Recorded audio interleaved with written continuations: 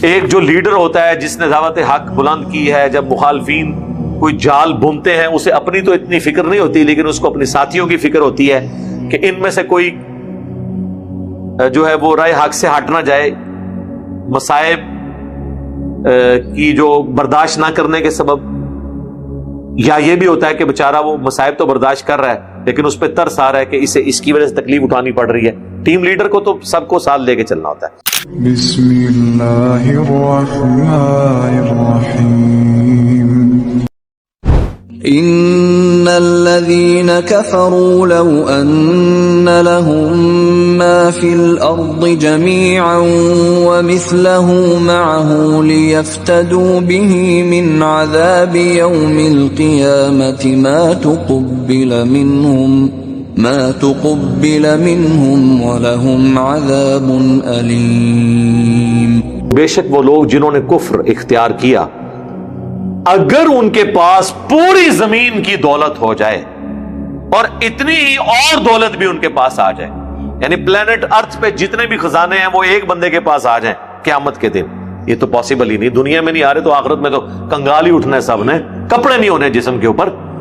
صحیح بخاری میں آتا ہے کپڑے بھی نہیں ہوں گے، سب سے پہلے حضرت ابراہیم کو لباس پہنایا جائے گا اور پھر باقی انبیاء کو، باقی تو سارے بابے شابے سارے ننگے ہونے ہوتے ہیں، صرف انبیاء کے لباس کا ذکر آیا ہے۔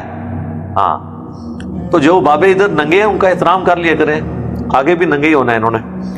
اچھا، اور اس کے مثل اور دولت ہو جائے، اور بالفرض ان کو یہ کہا جائے قیامت کے دن کہ اس زمین میں جتنی پلینٹ ارتھ پہ سونا چاندی ہیرے جواہرات تیل، ٹھیک ہے جی، اس کے علاوہ آپ قیمتی پتھر، جو بھی دولت ہے، اگر اتنی اور تمہیں مل جائے تو کیا تم اللہ کے عذاب سے بچنے کے لیے یہ فدیہ کر دو گے؟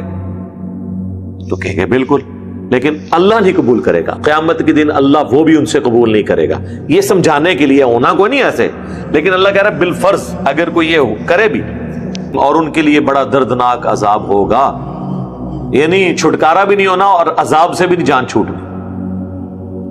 تو یہ کوئی چھوٹی بات نہیں ہے۔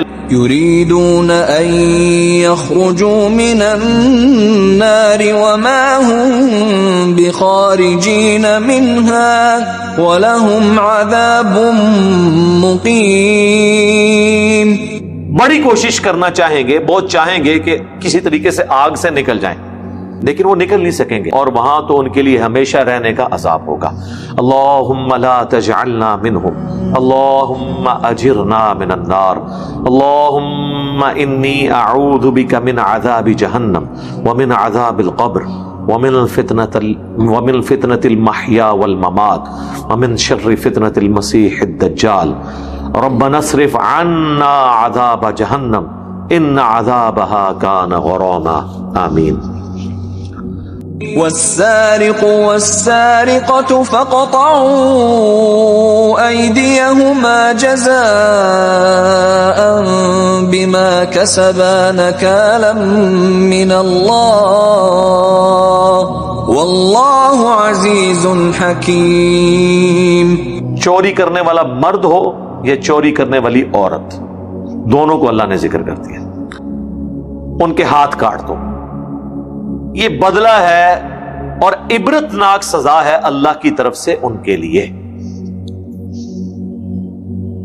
لیکن ظاہر ہے اس کی ڈیٹیلز پھر بخاری مسلم میں آئی ہیں کہ وہ مال کی مالیت کتنی ہو جس کے اوپر ہاتھ کٹیں گے۔ اب اگر وہ مجبوری میں اس نے جان بچانے کے لیے کھانے کی چیز چوری کی، پھر اس کے ہاتھ نہیں کٹیں گے ویلفیئر اسٹیٹ کے اندر۔ تو یہ بڑی قیود کے ساتھ ہے، یہ نہیں کہ کوئی بھی چور ہے تو اس کے ہاتھ کاٹ دیں گے، اور اس صورت میں کٹیں گے جب وہ جوڈیشری کے سامنے کیس پیش ہو جائے۔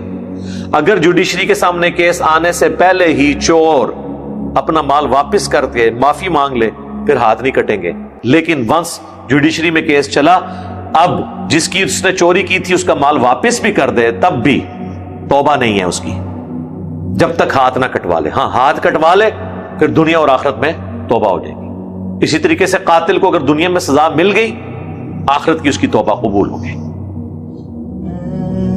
پھر وہ نہیں کہہ سکتا کہ میں نے معاف کیا، چور کے ہاتھ کٹیں گے۔ کیوں؟ ڈیٹرنس ہو جائے معاشرے میں۔ اب دیکھ لیں جہاں پہ یہ سزائیں ہیں، UAE کے اندر ہاتھ کٹتے ہیں جی، آپ وہاں پہ دکان سونے کی بھی کھول کے نا چلے جائیں، کوئی آپ کی چوری نہیں کرے گا. گاڑی کو لاک بھی نہ کریں، آپ کی گاڑی کہیں نہیں جائے گی. جناب وہ پلانٹ ارتھ سے کہیں وہ دوسرے سیارے میں بھی کوئی لے جائے نا، وہ وہاں سے بھی ریٹریو کریں گے، جو ان کا پولیس کا نظام ہے. آج گورے بھی بڑے حیران ہیں. انہوں نے شیخ کو وہاں پہ بلا کے کہا کہ آپ بیسک ہیومن رائٹس کے خلاف چل رہے ہیں. اس نے کہا کہ بیسک ہیومن رائٹس کیا ہیں کہ تمہارے ملک میں 1 منٹ کے لیے بجلی بند ہو جائے تو کیا ہو جاتا ہے؟ آؤ میرے ملک میں، جہاں دل کرے گاڑی کھڑے کر کے چلے جاؤ، جو مرضی آپ بتاؤ، یہ دیکھو. تو کیا میرا پورا ملک جو ہے وہ ٹنڈا ہو گیا ہاتھ کٹوا کے؟ چاندے کے ہاتھ کٹے سر، چور کو کہ پتا ہو میرے ہاتھ کٹ جانے ہیں. اور پھر وہ پوری ڈیٹیلز ہیں حدیث کے اندر، پورا چیپٹر ہے آپ کو مشکات کی دوسری جلد میں، بخاری مسلم ابو داؤد ترمذی کے حوالے سے. 1 دفعہ چوری کرے گا 1 ہاتھ کٹے گا، دوسری دفعہ چوری کرے گا 2 ہاتھ کٹے گا، پھر چوری میں معاونت کی کسی کے ساتھ، پھر اس کا ٹانگ کٹے گی، پھر اس کے بعد اگلی ٹانگ کٹے گی. اور اگر چور کے ہاتھ کٹے ہیں تو اب وہ شرعی معذور ہے، اس کا خرچہ اسٹیٹ اٹھائے گی. جی یہ نہیں ہے کہ اس پہ ہمیشہ کے لیے داغ لگ گیا. جس کے ہاتھ کٹتے ہیں ان کے وظیفے لگاتے ہیں وہ کہ بھئی اب یہ کام نہیں کر سکتا، ویلفیئر اسٹیٹ میں ہم اس کا خرچہ دیں گے. تو جس نے ہاتھ کٹوانے تو کٹوا لے وہاں جا کے. ٹھیک ہے، تو اسلامک سزاؤں کی ڈیٹرنس کی وجہ سے مستقبل کے لوگوں کے ہاتھ بچ جاتے ہیں. ایک چور کا ہاتھ کٹتا ہے نا، ہزاروں لوگوں کے ہاتھ بچ جاتے ہیں.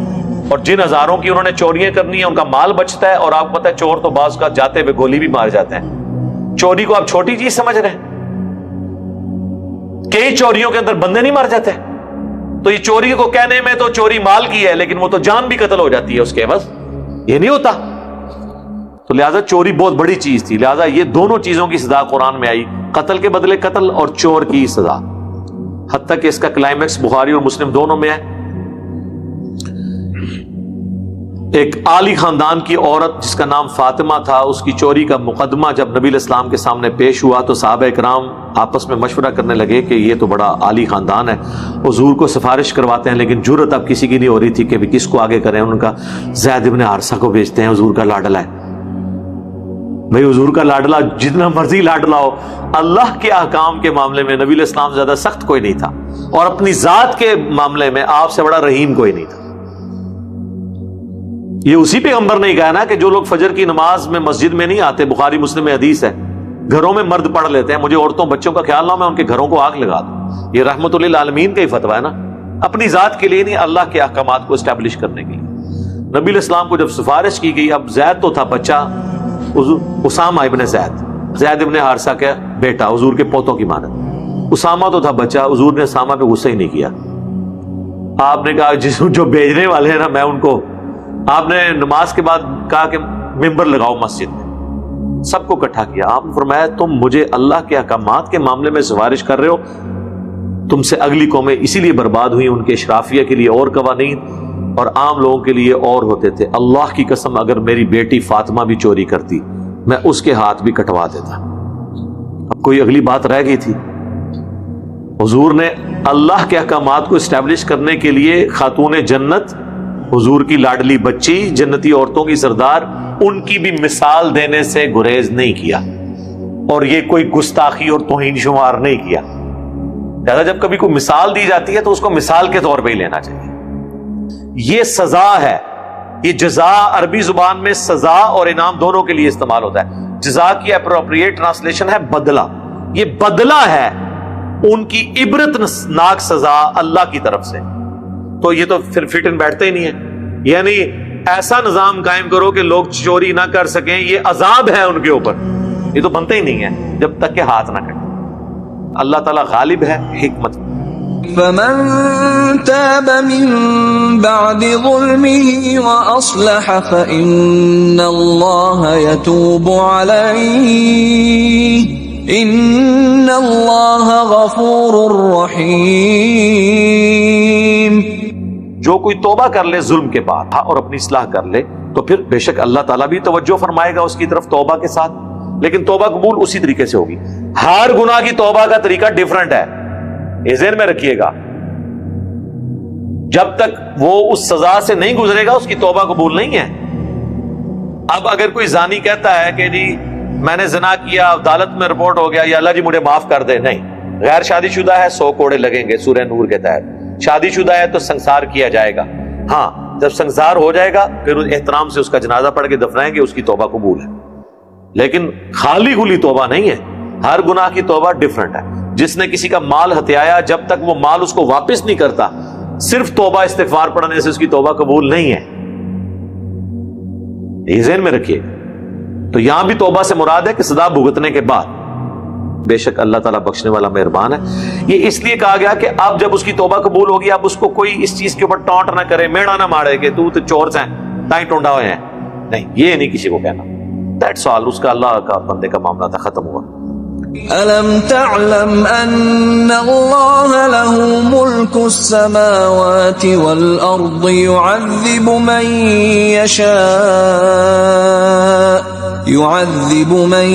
يشاء ويغفر لمن يشاء والله على كل شيء قدير. کیا تم نہیں جانتے کہ اللہ ہی کے لیے ہے آسمانوں اور زمین کی بادشاہی، جسے چاہے وہ عذاب دے اور جسے چاہے وہ بخش دے، اور اللہ تعالیٰ ہر چیز پر قادر ہے. يا أيها الرسول لا يحزنك الذين يسارعون في الكفر من الذين قالوا آمنا بأفواههم ولم تؤمن قلوبهم ومن الذين هادوا سماعون للكذب سماعون لقوم آخرين لم يأتوك يحرفون الكلم من بعد مواضعه يقولون إن أوتيتم هذا فخذوه وإن لم تؤتوه فاحذروا ومن يرد الله فتنته فلن تملك له من الله شيئا أولئك الذين لم يرد الله أن يطهر قلوبهم لهم في الدنيا خزي ولهم في الآخرة عذاب عظيم. اے اللہ کے رسول، خاص رسول یعنی نبی علیہ السلام، آپ غمگین نہ ہوا کریں ان لوگوں کے بارے میں جو کفر کے بارے میں تیزی دکھا رہے ہیں. ظاہر ہے حضور غمگین تو ہوتے تھے نا. ایک جو لیڈر ہوتا ہے جس نے دعوت حق بلند کی ہے، جب مخالفین کوئی جال بنتے ہیں اسے اپنی تو اتنی فکر نہیں ہوتی، لیکن اس کو اپنی ساتھیوں کی فکر ہوتی ہے کہ ان میں سے کوئی جو ہے وہ رائے حق سے ہٹ نہ جائے، مصائب کی جو برداشت نہ کرنے کے سبب. یا یہ بھی ہوتا ہے کہ بیچارہ وہ مصائب تو برداشت کر رہا ہے لیکن اس پہ ترس آ رہا ہے کہ اسے اس کی وجہ سے تکلیف اٹھانی پڑ رہی ہے. ٹیم لیڈر کو تو سب کو ساتھ لے کے چلنا ہوتا ہے. حضور کو تسلی دی جا رہی ہے کہ جو آپ کے مخالفین ہیں نا کفر میں، جو بڑے بڑی پلاننگز کر رہے ہیں، آپ غمناک نہ ہو. خصوصاً ان لوگوں میں سے جنہوں نے کہا ہم ایمان لائے، اپنے منہوں سے صرف کہا لیکن ان کے دلوں میں ایمان نہیں ہے. اس سے مراد کون ہے؟ منافقین، جو اہل قبلہ تھے، اہل کلمہ تھے، حضور کے ساتھ نمازیں پڑھتے تھے. یہ لوگ زیادہ خطرناک تھے نا، یہ تو اندر کی خبریں بھی باہر لیک کرتے تھے. کافروں سے تو اتنا خطرہ نہیں ہے، وہ تو دور بیٹھے ہوئے ہیں. خطرہ ہوتا ہے منافقین سے. بخاری مسلم میں حدیث ہے، کئی بار عبداللہ ابن ابی کی حرکتیں جب سامنے آئیں تو حضرت عمر نے کہا یا رسول اللہ اجازت دیں میں اس کا گلا کاٹ دوں. آپ نے فرمایا پھر لوگ کہیں گے یہ اپنے صحابہ کو قتل کرواتا ہے. یعنی عبداللہ ابن ابی کو بھی حضور نے صحابی کہہ دیا، لیکن وہ قانوناً صحابی تھا، حقیقتاً منافق تھا. جوڈیشری میں تو ظاہر پہ فتویٰ لگے گا نا. جوڈیشری میں آپ تو یہ نہیں کہہ سکتے کہ اس کے دل کے اندر نفاق ہے. بھائی نمازیں پڑھ رہا ہے، داڑھی آپ سے لمبی ہے، اس کی مسجد میں سب سے پہلے پہنچا ہوتا ہے، ہوں تسی منافق کس طرح کہو گے؟ ورنہ تو انصاف کا نظام ہی دھڑام سے گر پڑے گا. تو حضور پھر غم کھاتے تھے کہ اس کو ہم اس طریقے سے کچھ کہہ بھی نہیں سکتے، دوسری طرف بھگتنا بھی پڑ رہا ہے اس کی حرکتوں کو. تو اللہ نے تسلی دی آپ ٹینشن نہ لیں. اور جو یہودی ہیں، یہودیوں میں بھی اکثر منافق تھے. مشرکین عرب میں کوئی منافق نہیں تھا کیونکہ وہ دلیر لوگ تھے. وہ کہتے تھے حضور کو مانا ہے دھڑلے سے مانا ہے، انکار کیا تو دھڑلے سے کیا، درمیان کی کوئی چیز نہیں تھی. اور یہی ان کی خوبی تھی، اسی وجہ سے انہوں نے دنیا الٹ کے رکھ دی. جب کسی کو زبان دیتے تھے پھر وہ مرد کی زبان ہوتی تھی، مشرکین عرب کی، وہ قریش مکہ کی. یہ سارے منافق تھے اہل مدینہ، یعنی مذہبی لوگ. دنیا کی لالچ ان میں زیادہ ہوتی ہے، تو دنیا کے لالچی جو لوگ ہیں وہ دونوں پارٹیوں کو خوش رکھتے ہیں، کیونکہ ان کو ہوتا ہے کہ کل کو ادھر نقصان ہوا تو ادھر بھاگ جائیں گے، درمیان میں لٹکے رہتے ہیں. سورہ النساء میں منافقین کے بارے میں کتنی آیات کور کی ہیں. منافقت کی ڈیفینیشن اس پہ علیحدہ سے کلپ بھی میرا اپلوڈ ہوا تھا اسی میں سے. تو یہودیوں میں زیادہ تھے، کیونکہ یہودی تو خود اوس اور خزرج کو دھمکیاں لگاتے تھے جب آخری پیغمبر آئیں گے ہم ان پہ ایمان لائیں گے. اوس اور خزرج پہلے مسلمان ہو گئے، اب یہ بھی منہ رکھنے کے لیے نبی علیہ السلام کو اوپر سے مان لیا، اندر سے منافق تھے. جیلسی تھی کہ بنو اسماعیل میں پیغمبر کیوں آیا. سامنے اس لیے نہیں آتے تھے، ڈرپوک تھے. اب جب یہ صورتحال ہو تو ٹیم لیڈر کو تو پھر ہر وقت غم کھائے جاتا ہے نا. جب آپ کے بندوں میں ہی ایسے لوگ گھسے ہوئے ہوں تو ایک ٹینشن تو ہوتی ہے. جاسوسی کرتے ہیں جھوٹ بولنے کے لیے، یہ بھی ترجمہ ہو سکتا ہے.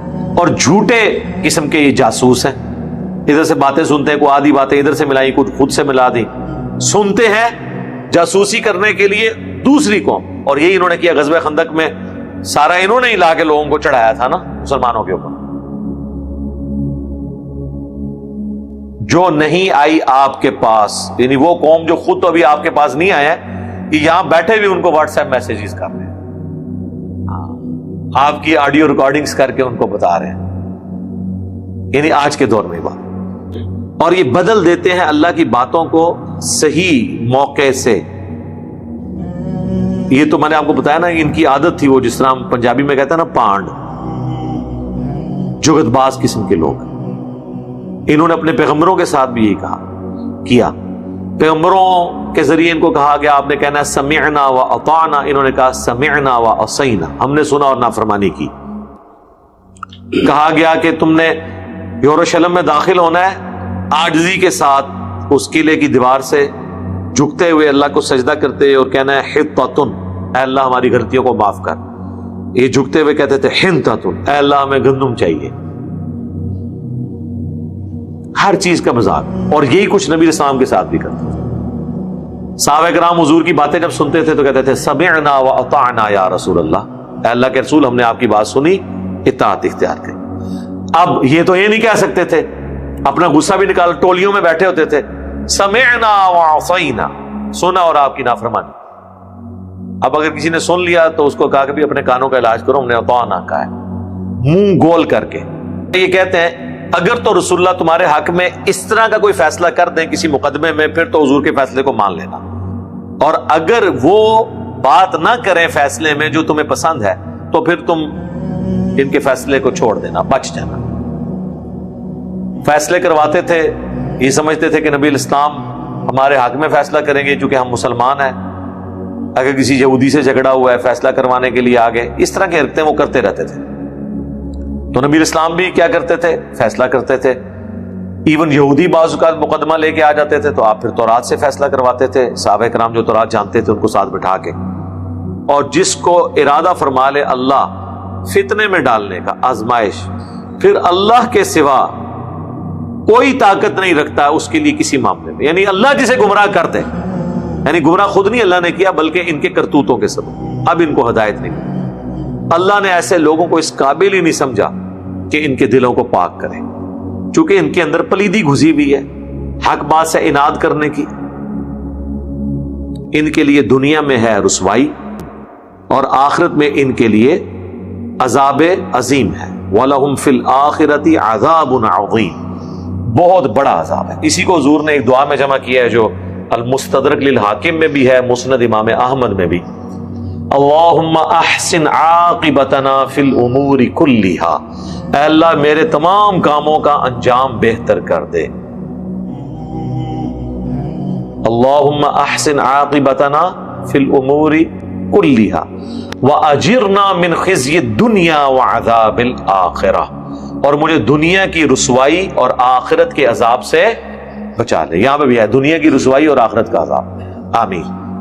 سماعون للكذب أكالون للسحت فإن جاءوك فاحكم بينهم أو أعرض عنهم وإن تعرض عنهم فلن يضروك شيئا وإن حكمت فاحكم بينهم بالقسط إن الله يحب المقسطين۔ یہ سننے والے ہیں جھوٹ کے اور بڑے حرام خور ہیں۔ اگر یہ آپ کے پاس آئیں، اب آپ کو اللہ اختیار دیتا ہے، چاہے تو آپ ان کے لیے فیصلہ کر دیں، چاہے آپ کہیں کہ بھی فیصلہ اپنے بڑوں سے جا کے کرواؤ۔ یعنی چونکہ اب مدینے میں حضور علیہ السلام کو ایک انہوں نے لیڈر کے طور پہ یہودیوں نے بھی مساک مدینہ کی وجہ سے سمجھ لیا تھا نا، پھر حضور کو بلیک میل بھی کرتے تھے کہ جی آپ ہمارے لیڈر ہیں، ہم آپ کے پاس مقدمہ لے کے آئے، آپ سن ہی نہیں رہے۔ حضور کو پتا تھا یہ کرنے آئے ہیں یہاں پہ دل لگی کرنے کے لیے اور مذاق اڑائیں گے۔ پھر حضور کو یہ بھی ہوتا تھا میری وجہ سے دعوت کو نقصان نہ ہو، تو اللہ نے پھر قرآن میں آپ کو انڈورس کر دیا کہ آپ کی مرضی ہے کہ آپ ان کے مقدمے کا فیصلہ کریں، ہم آپ کو اجازت دیتے ہیں، اگر آپ اعراض کرنا چاہتے ہیں تو کر دیں، اور اگر آپ ان سے اعراض کریں گے تو کوئی چیز آپ کو نقصان نہیں پہنچا سکے گی۔ لیڈر کو یہ بھی فکر ہوتی ہے نا کہ میں نے اگر یہ کر دیا تو یہ نہ ہو کہ یہ آ کے جا کے پروپیگنڈا کریں، ہماری دعوت کو نقصان ہو۔ وہ کہا جاتا ہے نا کہ ایک سیٹسفائیڈ جو کسٹمر ہے وہ 4 کسٹمر اور بناتا ہے، اور جو ڈس سیٹسفائیڈ کسٹمر ہے وہ 80 کسٹمر خراب کرتا ہے۔ یہ دنیا میں تو رول چل جاتا ہے، لیکن اللہ کے کاموں میں یہ ہے کہ آپ نے سچائی کی آواز بلند کرنی ہے، اللہ کی غیبی مدد ہوتی ہے۔ بے شک اللہ تعالی محبت رکھتا ہے انصاف کرنے والوں سے۔ وَكَيْفَ يُحَكِّمُونَكَ وَعِندَهُمُ التَّوْرَاةُ فِيهَا حُكْمُ اللَّهِ ثُمَّ يَتَوَلَّوْنَ مِن بَعْدِ ذَلِكَ وَمَا أُولَئِكَ بِالْمُؤْمِنِينَ۔ اور وہ آپ کو منصف کیوں بناتے ہیں؟ ضرورت ہی کیا ہے؟ ان کے پاس تورات موجود نہیں ہے، اس میں اللہ کا حکم موجود ہے، آپ کے پاس کیوں فیصلہ کروانے آتے ہیں؟ تورات میں سارے احکامات موجود ہیں، کریں نا فیصلہ۔ وہ اس لیے کہ تورات میں جو فتوے لکھے ہوئے ہیں ان کے خلاف ہوتے تھے، تو وہ چاہتے تھے حضور علیہ السلام کوئی ہمارے حق میں کوئی سافٹ فیصلہ کر دیں گے تالیف قلب کے لیے۔ ایسا تو نہیں ہو سکتا تھا، لیکن انہوں نے پھر اللہ کے حکم سے روگردانی کر دی۔ تورات میں احکام موجود تھے، اور یہ ایمان والے نہیں ہیں، یعنی ایمان کے دعوے دار تو ہیں لیکن حقیقتاً ایمان والے نہیں ہیں، چاہے یہودیوں کے بارے میں ہو یا منافقین کے بارے میں۔